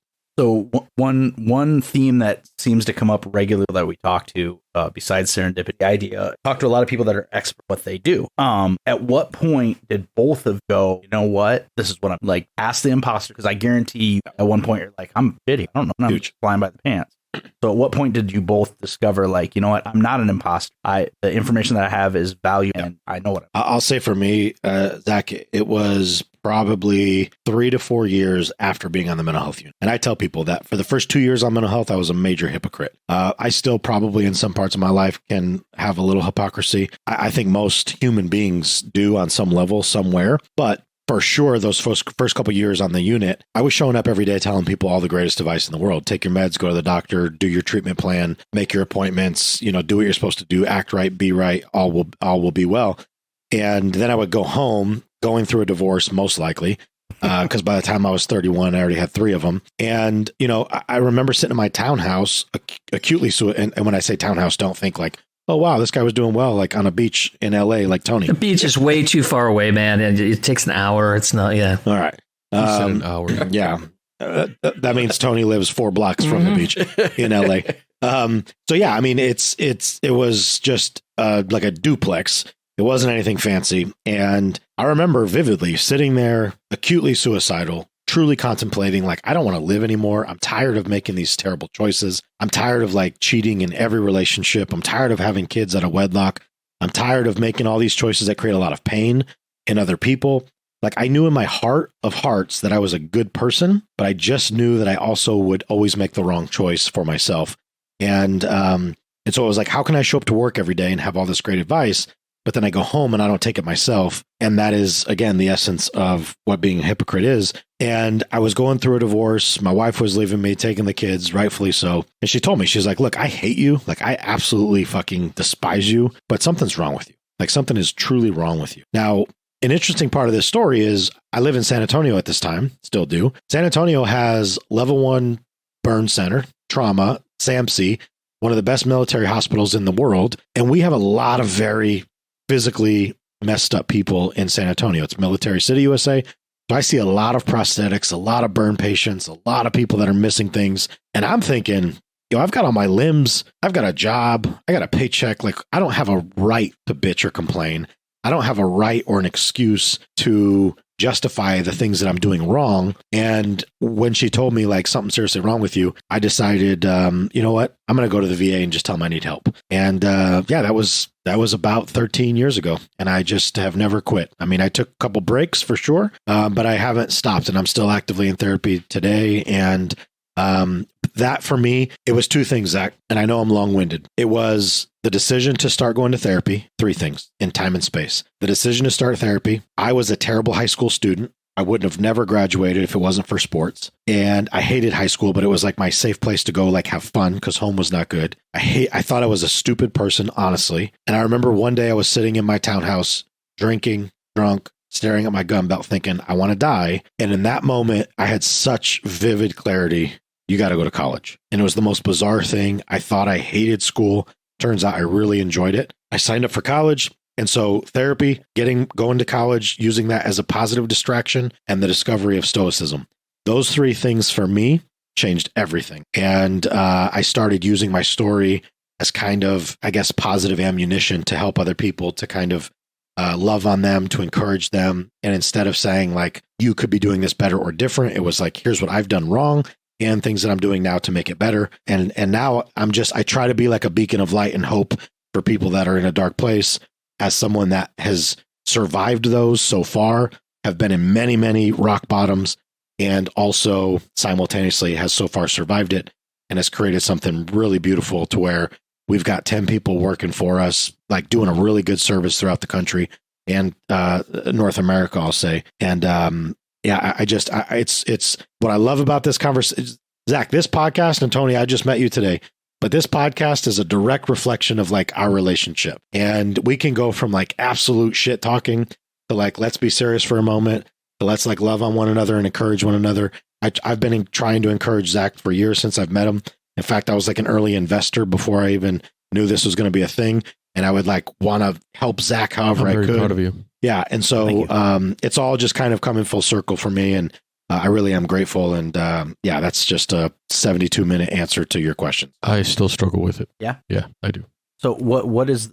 So I'll answer your question first is, while I feel comfortable talking to people, and it doesn't matter what level they are, and I know what I know what we're capable of, I know what he can do to a crowd or to a person, and I know this. But and he's had such vision and clarity for so long. Like, the guy has never doubted his dream, but I have to see things tangibly like plotted out for it to make sense to me. And the moment I thought there's a dinosaur in the room chewing on a bone, I just want to point that out. But we got invited to this conference, and it's not going to sound like a big conference, but for context for us, it was. And the first time we came to Iowa, Zach was one of the first people I ever met. We did a training at a retail store. So we did a training, we made Zach, and we made friends with him, right? Well, the first time we come out here. But at the time, for context, Iowa has several local mental health authorities, like governing bodies that ensure that the community gets mental health care in some way. And we had one client, and then in Iowa, and then it happened to be where we're at now in Waterloo, and then it trickled down to 2, and then we had 3. And now the third client said, I think you guys should talk at the Iowa State Association's conference. Yeah, it was called ISAC. And I said, well, what's this? She's like, trust me, all Iowan leadership will be there. You guys should go. And Joe hears ISAC, and he's like, I'm on board. Right. Yeah. Did you say my sack? My sack. Our sack. Their sack. So he's Zach. And so like, yeah, sounds good. And she's like, you're going to want to dress up for this because all of Iowa government leadership will be there. And we're like, yeah, just tell us what you want to do. And they're like, we're going to give you a whole day. I was like, it's a conference and you're giving us a whole day. They're like, yeah. So you're going to show the film. Joe's going to give a keynote, and then you're going to talk about the sequential intercept model. And I'm like, all right, we're in. And the sequential intercept model is just a framework for what we do as a business. And that room was filled of so many like naysayers and haters in the morning. And afterwards, man, we had that crowd in the palm of our hand. And that led to this cascading effect of the entire state of Iowa being our client in this space anyway. And then from there, I was like, you know what? We can do this. Like, we can do this. Joe almost got killed by the dinosaur. Oh my God. Joe tried to lock him out, and he's like, fuck you are. Jeez, dude. But even like, so Zach, I recently had a bad case of it. So this, we brought on this woman named Michelle White, and she did, decades in law enforcement. She was in the Army, and then she did school resource officer leadership, and she ran a student CCIT school. She retires. And this is another factor, right? Really capable and successful people want to work with. And she's like, I want to work with you guys. And I was like, what? She's like, yeah, I'm retiring. I want to come work for you guys. And we brought her on, and one of the clients said, hey, she works with kids. She's like, yeah, I used to run a children's crisis course. You should bring that to Iowa. And the clients were super interested. And I met with her, and I said, hey, we're at a Starbucks. And I said, hey, she's like, I want to say something first. And I said, uh-oh. She's like, I got offered this really high-paying job for this health system. And I was like, that's it. We're losing her. I can't afford to pay her that. Right? $140 a year. I'm sorry. You bye. She's like, no. I turned it down because I believe in this so much. She's like, I'm all right doing this like part-time whenever I can contractually until like you guys are ready. And I said, well, I'm glad you said that because I want to task you something. I want you to build us a children's crisis course, an adolescent crisis course. And she starts like tearing up, and she's like so excited. She's like, this is my dream. Thank you. And then she was so happy about it. She posted about it. And I thought, that's in good hands. The clients are going to love it. But sadly, she passes away over Thanksgiving weekend last year, and it never came to be. So the client it was still in the contract. They still wanted it, but I had to finish it. I had to make it. And I did. And I remember standing there as like, it shouldn't be me. I'm not worthy of this. Like, no one's going to care or listen. But I do have confidence in us and what we do and what matters. And I I've learned the way we operate is it's his vision. He says what he wants to happen. And then my job is to like go and pave the way and make it happen somehow. But I don't question anymore. But the last time I had imposter syndrome was trying to teach the Michelle White course because we named it in honor of her, but it still happens. So we're talking about visiting Iowa, visiting other locales. How did that come about? I mean, were you reaching out? Were you doing this outside of law enforcement? How did you get outside of law enforcement and start doing this as a business? Yeah, so it did start out as just a side hustle. A lot of cops do overtime, make money. Again, I was paying $3,000 a month in child support, so I had to work a lot of overtime, and but I didn't love it, and so I was already teaching mental health. I was already teaching CIT, and I had we knew there was a need when Jessica was bringing people down 10 and 15 at a time from Jessica being your wife, my wife now. Yes. When she was bringing people down, I was like, man, if they're bringing all these people down here, they're spending a lot of money. At the same time, there was something they refer to as tours in San Antonio, and people would come to look at our Center for Healthcare Services, which is the local mental health authority, and they would tour our homeless shelter, and they would look at our access center, and they always had me go represent the police department. And I would speak on the behalf of the police department, talk about like what our role was in that care continuum. And I had several police chiefs, sheriffs, judges, elected officials for the span of probably a year and a half say something to the effect of, hey, like after the meeting was over, they would say like, hey, Joe, you should really consider starting your own business. And I was like, no, absolutely not. Like immediate insecurity triggered. Again, back to imposter syndrome. Like, how could I ever start a business? I don't know anything about business. I don't have an MBA. Hell, at that time, I didn't even have college. Like, well, actually, I did have like a college degree, but it wasn't in business. It was just in criminal justice. And I was like, there's no world in which I'm going to start a business. And so I'm talking to one of my Marine Corps buddies one day, Raugi. We call him Walking Bush. He's a Cuban guy, very hairy. Lives in Miami, naturally. And I'm telling him, like, hey, bro, like, I keep hearing these people telling me I should start a business. And he's like, bro, have you heard of EBV? And I was like, what? This is his words. That's exactly what it sounded. And he's like, bro, have you heard of EBV? And I'm like, what are you saying, dude? Calm down. Like, hey, text me. And he's like, bro, EBV. Have you heard of EBV? And I'm like, no. And he said, bro, it's the Entrepreneurship Bootcamp for Veterans. And I was like, I have no idea what you're talking about. He's like, dude, I went to it. I went to Florida State. It's free. It's like a crash course, 38-day MBA at a major university. So I was like, tell me more. So he sends me the information. I apply. Texas A&M calls me, says, hey, we saw your application.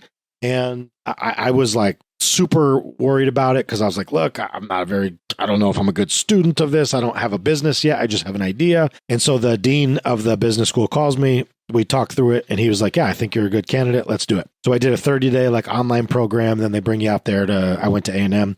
I did a 9-day like residency. It was phenomenal. It's like 16, 18-hour days. Everyone's pouring into, you're learning everything you can about business. And then I went through it, left there on fire, came back, told Jesse, I said, man, we're going to start a company. He's like, what? I was like, yeah, dude, I'm going to get a thing called an LLC. I don't know what that is, but I'm going to get it and I'm going to apply for this. I'm going to make it happen. And I'm going to pick a website. When I left that school, by the way, our original company name, which I think is fun because no one knows this story, people ask, like, what's up with Solution Point Plus? And I just smile. It means absolutely nothing. It's just better than the alternative. But when I left A&M, I left and our company before it was formed was going to be named City Force Plus.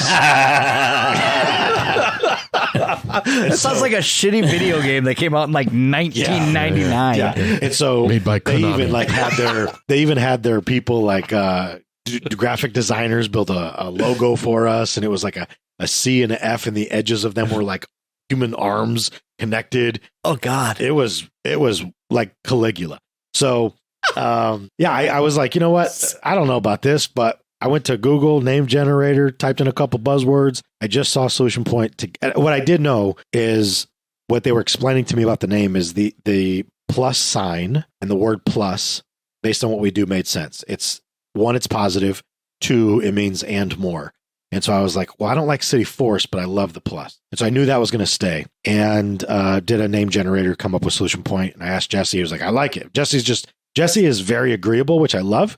Because I can just be like, hey, man, what do you think of this? He's like, yep, let's do it. Or like, yeah, it's a great idea. And so I found Solution Point. I was like, you know what? People got problems. We got a solution. We are the point.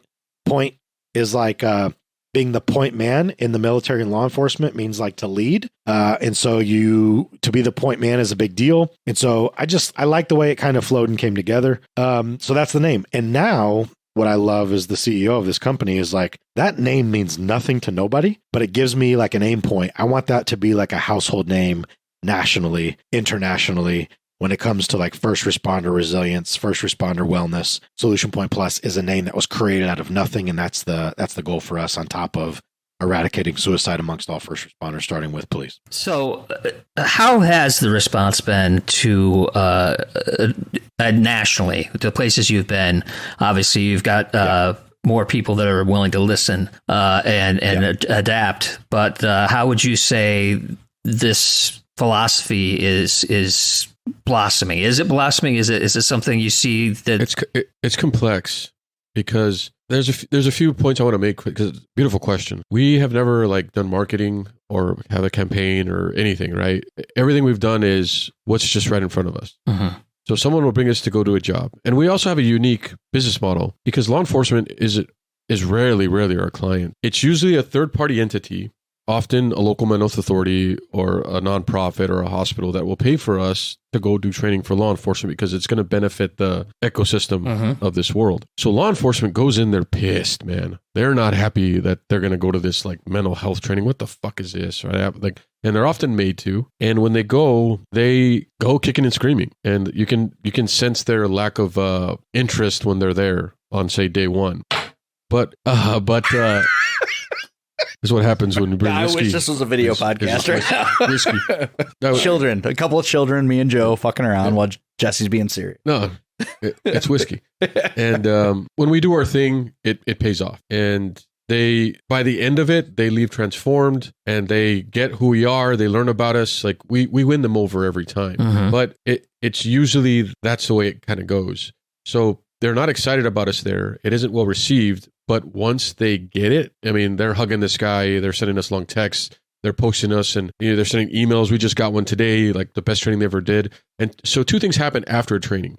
One of two things. Either they will say that it changed them, that they were considering dying by suicide, or they were considering that they were in a low place and that we helped them. Or the ones we got today is, I went to this call and I know before your training, I would have handled it so poorly, and I could see where I would have gone before.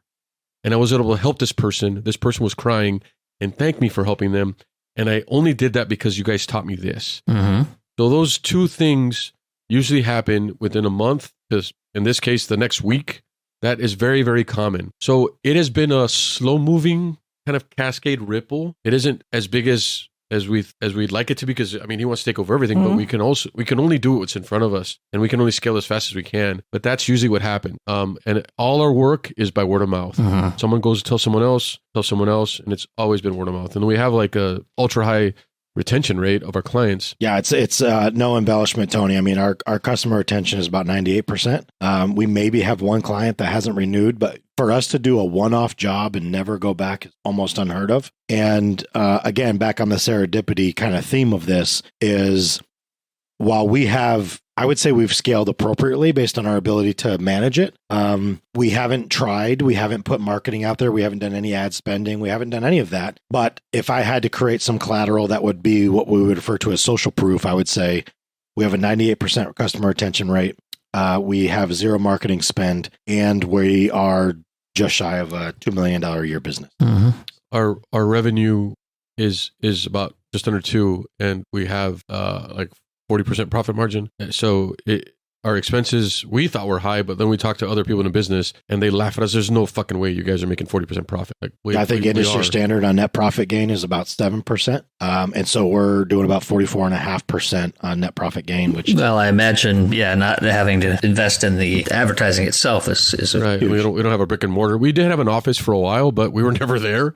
I used it for my doctoral work initially. And then like we got so busy. If there's anything that we've sacrificed, man, it's time.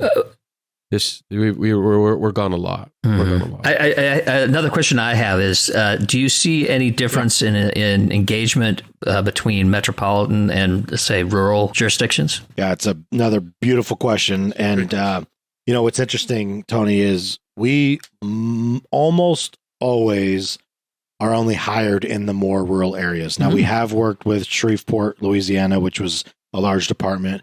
We've worked with the Illinois State Police, which was the largest department at about 1,700, and then like Greensboro, North Carolina. But for the most part, our niche is kind of in that smaller agency that just lacks the funding, lacks the talent, lacks the ability to do anything in-house.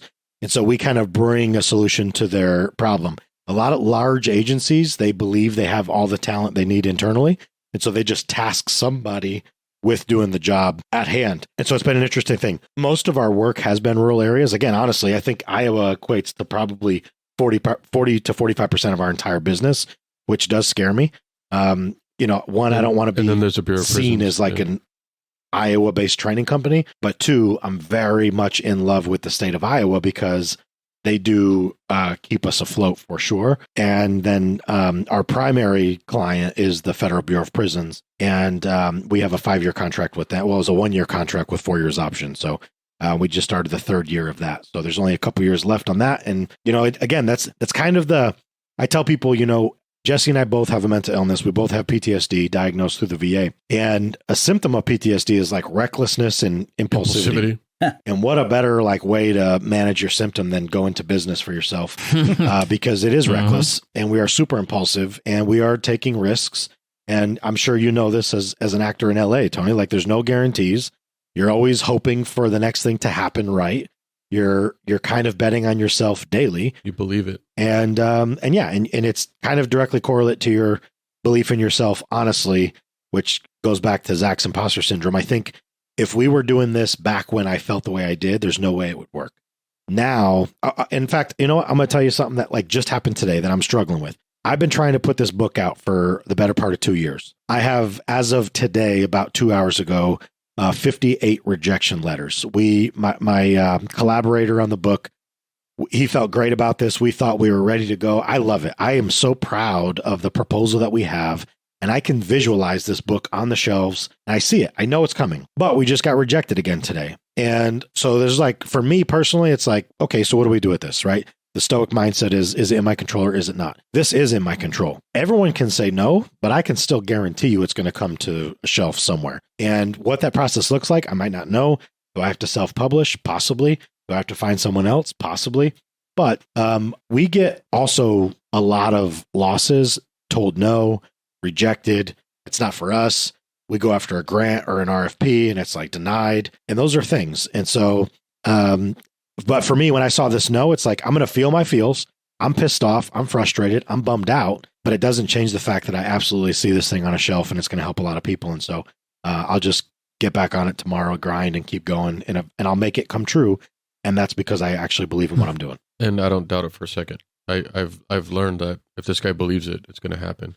Are you getting any feedback? A lot of feedback. Yeah. I mean, and the problem is it's conflicting feedback. Too much of an autobiography. Joe doesn't have a big enough following. He's a nobody. He doesn't have 200,000 social media followers. That's probably the biggest thing is they all want him to have 300 followers on Instagram. You know what would really fucking help with that? He had a fucking best-selling book. Just publish the fucking book, guys. The fucking problem is you got to be a New York Times best-selling author, A-list celebrity, 200 to 300,000 social media followers. Which is fucked up because... Which is why I told him he needs to call Selena Gomez right now. There you go. But you're not alone. You're not alone. I mean, in my industry, there's a lot of projects that they vet first how many followers someone has. Yep. So you might not even make the list, even if you're capable. Yep. Yeah. The chick who wrote 50 Shades of Grey was a Twilight fanfic writer before she wrote that book. Yeah.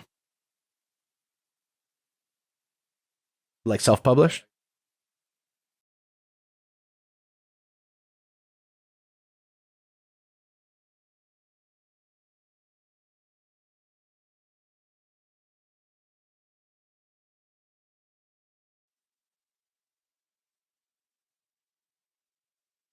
Zach actually said this when we were growing our company. I'll never forget this because it's been really hard to grow our company because to grow our company, we have to have more people. And I'll never forget, I had a conversation with Zach and he said, Joe, as you bring people on, they might be good. You might vet them. They could have all the experience in the world, but they're not going to have that it factor. They're not going to have that thing that you and Jesse have, that dichotomous relationship of the fun and the serious and the playful and the research based and the evidence based with the witty based. And I, at that moment, I was like, no, we'll get it.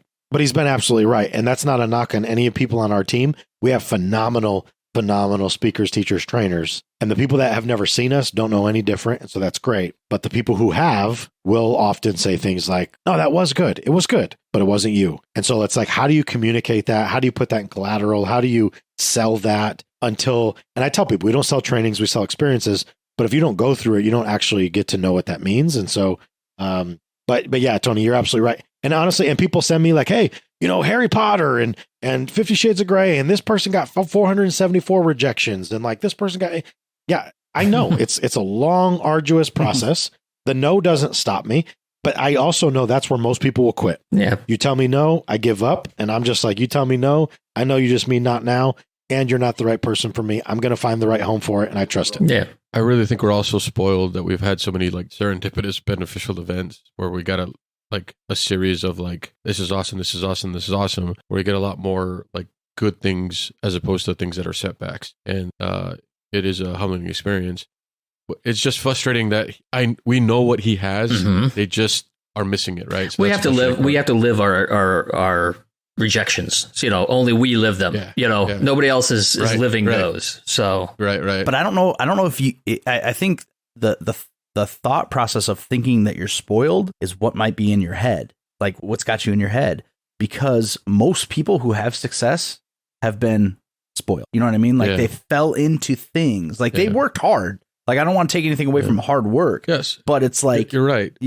One could say like you guys took over Iowa, but it was like a perfect storm of things. So Iowa is like an anomaly for many reasons. There's no like governing law enforcement education body. The local mental health authorities have money, and because there's like limited resources or options, they don't know what to do with it. And law enforcement literally have no training in rural settings, like none. So like this, we just came at the right place, right time, right? And it's kind of like has expanded from there. So yeah, you're right, man. You are right. But also like you could come in there and offer this, and if you weren't good at it, well then no one would want it again. So it just, I see exactly what you're saying. Well, and there's the hard work. Right. Like there's the hard work. There's the legitimacy you might have had some fortuitous events that got you in the door, but then it's the hard work and legitimacy that keeps you in the house. Correct. I'll tell you this, I'm not even going to call them a competitor, and I'm not being shitty. There's a company that came and observed our training, said we can do this. They are in Iowa, based in Iowa, and they've offered to our clients directly, we will do exactly what they're doing for free because we're a nonprofit. 100% of the regions throughout Iowa said, get out of our face, Solution Point Plus is our company.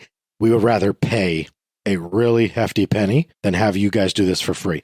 That to me is a testament to like our work. Absolutely. Who we are. It's blown away. Yeah. When you choose 6-figure contracts over free, I think that to me is an incredible testimonial to who we are and the work that we've done. Which has been a challenge for us because going in other places, people do choose free. And what I've learned is whenever it comes to this topic, it seems to, capitalism also becomes a bad word. It's a social work type job, or it's mental health. It should be for free. You should give it away. It's for the betterment of good, for the better of society. Like, why do you guys charge? Or what I've learned is that frame of thinking has killed quality training, because if there isn't like a competitive market and you're not paying for quality training, you're not paying for good experience, and it's not leading to change, which is why like you just bring some random social worker in to like read a PowerPoint to a bunch of cops, it's not going to land and it's not going to transform them. We believe our experience is what causes the behavior change. And I love that Zach called it the it factor, man. I think that's cool that you say that. And it's like you can apply that to, I've seen it in stand-up. Yeah, you get a guy who'll come in and do a show for free. He'll do it once. They ain't going to have him back. That's true. You know what I mean? And it's like, yeah, it fucks all the guys that wanted to work that gig and get paid, but he's not coming back to that same spot. Yeah. And that's the same thing for you guys. Like, yeah, you could go offer, this company could come in and offer it for free. It ain't going to be what I'm in a very unique position. Yes, like full disclosure, you guys are my friends. Like 100%. I fell into a weird place where we just happened, again, serendipity, happened to kind of be in the same place at the same time. Thank you, internet. I saw the documentary. I was able to connect with, strangely, I saw the documentary, but then somehow, I don't even remember how I landed internet-wise on like what was going on. And Jesus Christ, Hank. So dinosaur went through the table. Yeah, I don't even remember because actually Jesse and I became friends first. Yeah, we did. And then someone was in love and and had distracted. And he had it fucked up. Yeah. So Jesse and I became friends first, and like through some weird serendipitous things. So then like we became friends, and then I became aware of what they were doing, and I was like, oh shit, I have some tech background. Like, hey, what do you guys need help with? How can I help you? How can I know Photoshop? Like literally, I'm sucking these guys' dicks because like I think what they're doing is cool. Literally counting sperm and like. And so like I kind of just trip and fall into this. And then I also have the fortune to be able to sit in on some of these trainings and watch these guys work.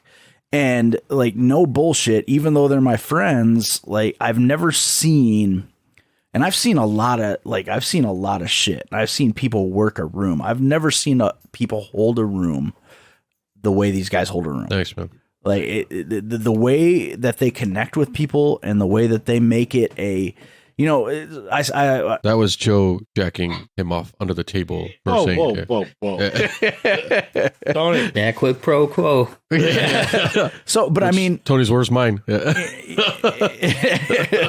He's giving you a virtual hand job. So I mean, luckily today, for example, since I knew they were going to be in town, I took some time and I was like, hey, I'm going to swing by and watch you guys work, and it was cool having you in the class, man. Yeah, it was great being there. I love watching you guys work. And Joe walks in the first 5 minutes of the class.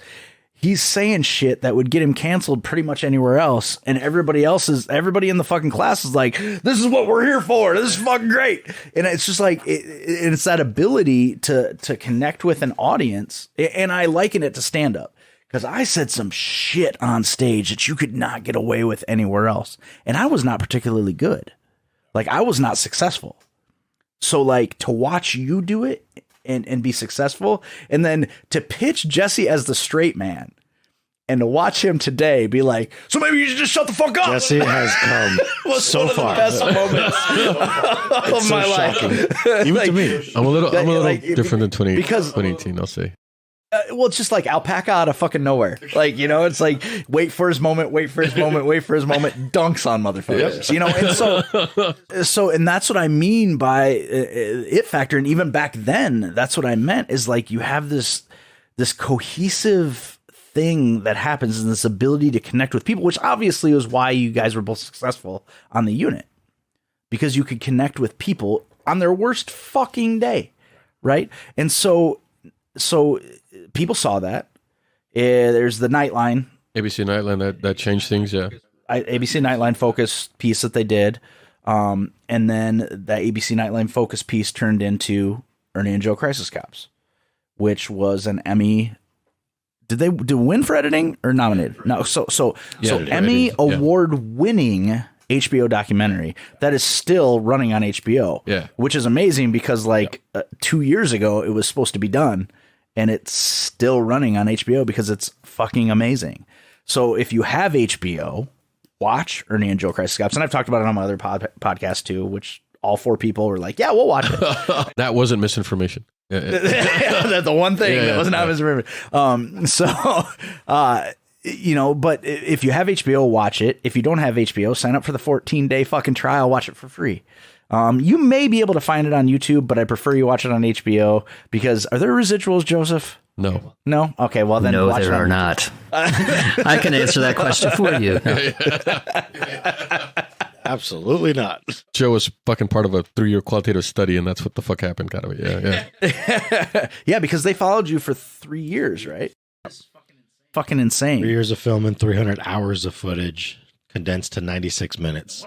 No wonder they won an Emmy for editing. Yeah, Jesus Christ. Yeah, Toby Shimon is phenomenal. And the director said, she's like, I don't know what to do with this. I have too much footage of so many things, and I'm too close to you guys. I can't get a clear picture. I think I'm too vested now. And she's like, I need to get an editor. I was like, well, whatever that means. And apparently she knew what she was doing because she won it. Yeah. Did you know your audio guy is from Cedar Falls? Yes. Yeah. Paul Toohey. Yeah, we made friends on Twitter, me and him. Yeah. Cool. Paul Toohey's a great guy. Paul Toohey is the reason why Kevin Smith unblocked me on Twitter. Really? Yeah, because we were talking about Kevin Smith movies together. Kevin Smith sees it, and I'm like, oh shit, Kevin Smith just liked that tweet. Hey, Kevin, I'm really sorry that I was a fucking immature asshole and said some inappropriate shit years ago. Hopefully you will see your way to forgiving me. Because I was talking to Paul through my personal Twitter, not through my podcast Twitter. I was like, because on this Twitter, I fucking offended you. And I switch over to the other Twitter, I'm blocked. And Paul's good shit. Because Paul also, I think he went to U of A maybe also. Like there's some weird connections between me and Paul that like made us Twitter friends. Yeah, I know his. When we start coming out here, I think his mom still lives out in Cedar Falls. He lives in Buffalo now. Oh God, why? Just wanted to be up there. You think fucking Iowa's cold? I know. Fuck. I know. He just sent me a picture of Canada across the water. Yeah. So yeah, Paul's great. Yeah, he's good shit. Next time you talk to him, tell him I said hi. Like, yeah, good shit. I like him a lot. Yeah. Yeah, same. Yeah. Gotcha, Tony. Hey, Paul. Tony said hi. Tony who? I don't know. Let me ask Zach. But I think it's important that we mention the documentary because if you really want to know what was formative and led to these guys creating their business, and you really want to see what a day-to-day was on the mental health unit, watch Ernie and Joe Crisis Cops, because there's some really good shit in there. Indeed. There's some TV magic. There's some documentary Indeed. shenanigans, but I mean, you'd be Emmy.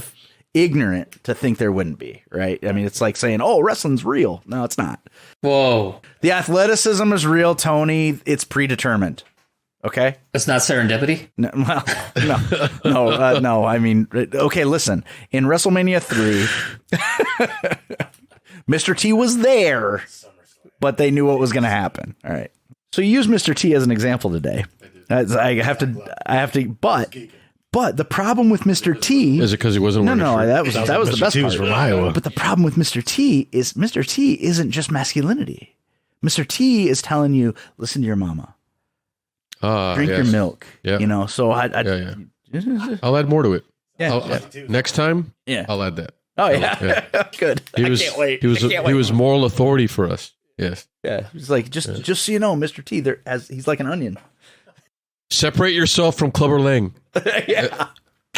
I remember just as an aside, I remember when they had Wide World of Sports and they had the bartender games or bouncer games or something like that. And Mr. T, that was the first time Mr. T had done anything. And he was a contestant in this bouncer competition on Wide World of Sports. Did he throw everyone over an 82 Crown Vic? Yeah, that's his thing. And then some older dude came up and shot him and he fell asleep and they took him out on a plane. I don't know. Yeah, but anybody else he tried to shoot, he'd miss, and then he'd just brag about how he loved it when a plan came together. I miss the 80s so much. I wouldn't be able to tell that by this room. Yeah. Not me. That's when I got molested. I'm just God saying. damn it, dude. That is what happens when Joseph drinks whiskey. Fucking dark, man. It's so dark. I don't miss it. I'm glad you do. I mean, I just want to know what was wrong with me. There was a part of me an hour ago that thought he's going to do that. And then he didn't. And I'm like, we're safe. You are never He safe. didn't feel safe. Why should we? Bring the dinosaur back. Where is he? I need love in the room. You're a sick bastard. Oh, yeah. Except Tony. Tony's a Renaissance man. Tony is a Renaissance. You're a gentleman and a scholar, Yes. Tony. And a stoic. Yes. Hell yeah. Now you're talking dirty. You're getting Joe aroused. Love it. Yeah. I mean, I think that what you guys have been able to do and the path that you've taken to do it. Well, first of all, it's like about as fucking American as you can possibly be. I mean, it's stupid American. Like, Fuck yeah. Hell yeah. Yeah. Fuck yeah. We built a whole fucking fence. Fuck you guys. Yeah. So, but like, I mean, it really is because you took a thing that nobody thought could be done with the approach of law enforcement with mental health, right? The essence of community policing. You can't sell what people get They're told. free. Can't be done. So it's like you guys take that and then you take it and you go, you know what? We're not just going to do it for us and our jobs. We're going to market that out and be like, you know what? More people can benefit from this. And then you say, also, fuck this job. I'm leaving. A lot. Fuck it a lot. Because we didn't really talk about that a whole lot, but there was some conflict. I don't know what's happened the last 2 hours, but your dogs went from hating my guts to loving you so much. So much love. Yeah. Hank likes whiskey, and it's probably coming out of your pores at this point. So No, it's because they got closer. They can now understand you. yeah.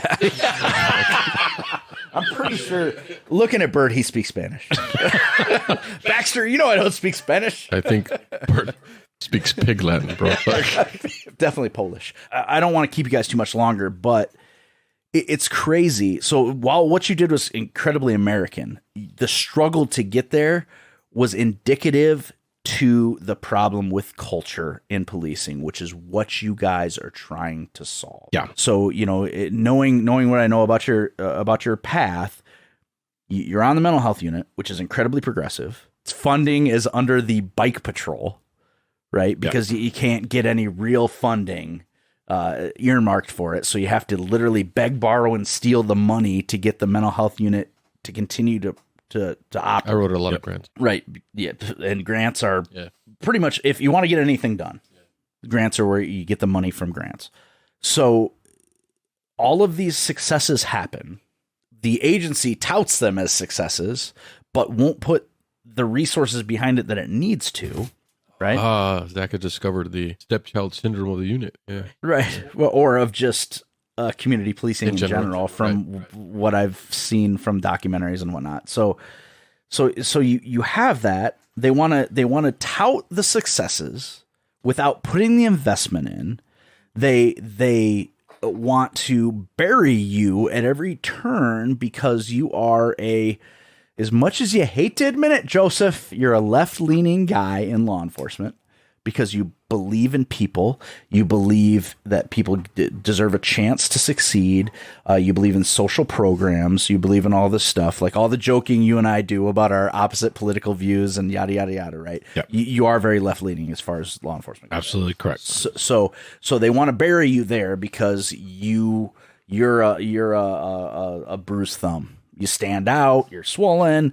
You look different than everybody else. Right? Zach's toe, more. Right. Zach's pinky toe. It's getting better. Yeah. And so they want to bury you because you speak out against the establishment, so to speak. Right. Even though what you're doing is benefiting them so much politically, recruiting, all this stuff. Everything. Right?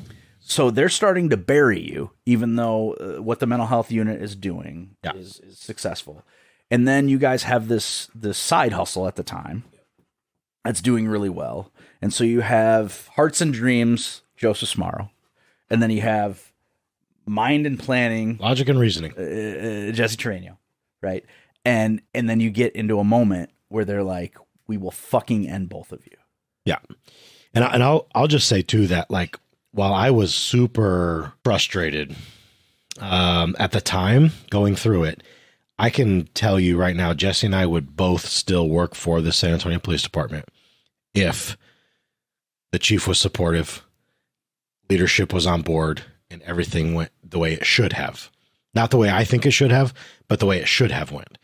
But because of their lack of leadership and incompetence, and because of their frustration or fractured ego syndrome, it pushed me out, which at the time was terrifying. Mm-hmm. I would have never had the courage to leave if not for my therapist and my misery. It was those two things that came together. It was like, look, I can't keep doing this. I'm so unhappy. Jesse will tell you, like, I'm a very usually, like, even if it's not fully genuine in the moment, like, I'm a pretty upbeat, happy guy. And for 18 months, I was really in a dark place. Like, I just could not get out of it. It was like, no matter what I did, the people on the unit loved me. They all came to me. They were trying to inspire me and encourage me. But I knew, like, I'm kicking the goats here. I cannot stop this. There was a new social worker that had just come to the unit. He made a comment like, it's interesting that you have this movie about you that's like all this positive and you're one of the most negative people I've ever met. And that moment was telling, because she'd only been around a little while and her perception of him was in that moment. And I was watching my friend behave in a way that I didn't recognize. Like, he was beat down. Like, they put a muzzle on him. They took everything they could from him. And that's not who he is. And it sucked for me to see that happen. I was not trying to get very political here, but there's a tangent here that goes to the defund the police ideal, where people are saying, let's not put money into the resources like you guys were promoting, which is what quote unquote defunding was supposed to be, is like, let's throw some money at your unit and those type of units, so that we can address some of these mental health issues that are causing a lot of, criminal, or at least a lot of calls. Yeah. And it was hard. I'm sorry, go ahead, finish. I thought you were done. Sorry. No, I was just like, so how did that, did any of that impact you guys leaving, or is it impacting how you operate now? It worked in two directions, I guess, because Joe was actually going to leave in April of 2020. Uh-huh. And he didn't end up leaving till September. And his role in this, or his reason for leaving, was he had like 10 keynote speeches lined up. And those 10 keynote speeches were, it's his dream and calling, right? So he has those lined up. I know I'm going to leave at some point in 2020. As 2020 progressed and happened, and then into 2021, whenever they found out that he was a white cop doing these talks, they canceled him. Like, you're not going to do these keynotes. We're not going to listen to a white cop come and talk. Mm-hmm. So that was problematic. So it pushed him from wanting to leave in March, April. Now he has to stay. But then the attention to there needing to be change within law enforcement was brought to fruition, and it made the clients want it more. Right. So there was more funding going out for it. There was more talks about it. So it was a perfect storm. So there was COVID dollars out, ARP dollars, all this money was out that people needed to spend because the government was giving it to them, they didn't know what to do with it. Some of it involved mental health training, some of it involved de-escalation, and there was our opportunity. So Joe was like, this is my out, I'm leaving. So he leaves in September. I didn't know I was going to leave. So I thought, well, I'm going to go talk to my boss. Hey boss, I need from October 1 to January 1 off. And he looks at me like, what did you say to me? I said, I need October 1 and January 1 off. He says, there's no way that's possible. I was like, no, I don't need a pay. I can take it, leave without absence. He's like, dude, your role is too important. That's not going to happen. I was like, demote me, send me back to patrol. I just need these 3 months off. There's no way that's ever going to happen, Jesse. So I went back to my desk and I sat there for maybe 10 minutes, just staring at my screen. And I wrote my resignation letter before I'd even talked to him. And there was a sense of me that I just believed in his vision, and too many things had happened that were leaning towards that. So it was like this political like storm, and but yeah, so it contributed to it. But if they hadn't like pulled Joe away because of the optics, he probably would have left sooner. But I think everything happened the way it was supposed to. I really do. Two things. One, it is absolutely incredible to me that they would think we're not going to have a white cop come talk about this, when what the white cop is coming in and saying is, we are fucking wrong.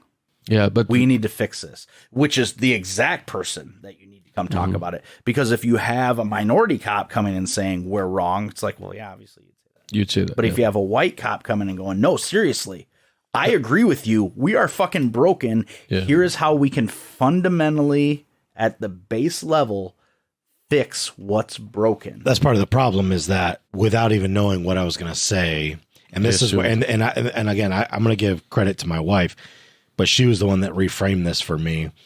And I was like, yeah, but they don't even know what. To your point, Zach, like they don't know what I'm going to say, and she's like, right, they're canceling you based on just how you look. Now you know how it feels. Oh, like, fuck yeah. Oh, what a reframe, right? And so, fuck. God damn it, Jess. But it was a great way for me to like, yeah. And I was like, okay, that's fair. So it was a great learning lesson for me, but it still sucked because I was like, oh my God, I just lost 10 paid speaking gigs, which now changes everything. Sure. And I can't leave when I thought I was going to leave. And so that certainly puts a wrench in there. So this whole like developing resilience has been happening for most of my life. I just had this moment of recall and gratitude. It was in Hawkeye College where I wrote the proposal to the BOP for the bid. We did that work there. So like it was in Waterloo where that happened. Do you remember where we submitted it though? Huh? Yes. On the side of the fucking highway. Next to a cornfield. Yeah, in Iowa. 3 minutes short of our deadline. And I think what you're saying is really important. Like I said, without being too political, I think having you guys talk about this lets everybody know that, cops go through a lot of stuff and people go through a lot of stuff, and cops are people. Not all of it is, this comes with being a person, right? That not all of it can be solved by incarceration or, punitive measures, that people need to talk, people need to, be listened to. I think that's important, and what you guys are doing is very important. I 100% agree, because we've known each other for 6 years 15? now. Oh, 6? 15. Yeah, nailed it. Math. Like at least 6 years, I would say. And for 6 years, both of you guys have been telling me, you're like, there's something more. Go do something more. And it was not until finally when Tony and I started talking about doing this project that I was like, you know what? I need to take some risks.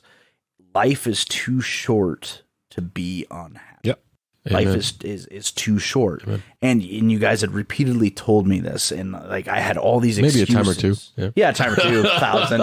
And now look, now we have Pod Force Plus. Yeah. Boom. Yeah, I wouldn't go with that name. If there's anything I've learned, I don't know. Tony. Pod Force Extreme, really, I think, is where I go for. People who do Pod Force Plus. But I mean, in a completely unrelated venture, I've got these two guys telling me, like, look, you need to realize, and this is how it unrelated to law enforcement. Just every problem is a people problem, right? Yeah, man. Every problem, and these guys have been telling me for 6 years, find a thing and fucking do it. You're good at this, man. You're good at this. Well, thank you. And Tony, I just met you, but I can see why he speaks so highly of you and why he's done this with you.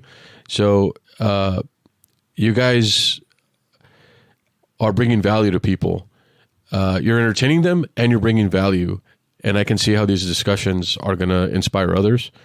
And you're the avenue for that. You're the vessel. So congratulations, guys. And it was cool doing this. Thank you. I forgot how fun this was. That. Thank you. Thank you. And thank you for how you've helped me. Oh, yeah. Thank you for being here. Thank you for. Yes. Thanks for coming on Pod Force Plus Extreme. This is getting better. Powered. Yeah. Pod Force Plus Extreme. I don't know. The thumbnail's very small, Tony. I don't know that it's all. I don't know. just if we put flames on it. What if we put flames on it? That? Oh, absolutely. Always improves things. Absolutely. PF plus sign F4P. People who do. Yeah. Flames.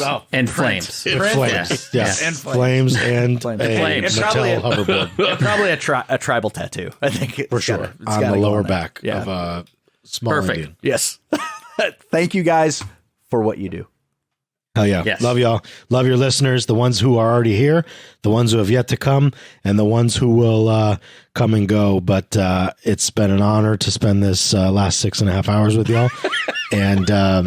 And for those of you that are still listening right now, if you reach out to us, either I'll tell you straight up, joe@solutionpointplus.com. If you reach out to me say, I listened to all 6.5 hours of this podcast, I'm going to send you a personalized gift of some sort. So, Zach, I need you to do me a favor, release this shit before you guys actually blow up. Because I'm also going to cap it at 3. Read the fine print disclaimer. But no, I love it. These long form, I think it's conversational. It's people. It's great. But I also know that we live in a world where people are constantly distracted and they're consuming things in micro doses. And so I'm impressed if anyone actually listened all the way through. And hopefully you did. If you did, I would love for you to connect with us, reach out, let us know what you got from this. And again, love to you, Zach, and to you, Tony. It's great meeting you. And if there's anything we can ever do for y'all to help you be successful, please let us know. I know a couple things. Except for that. All right.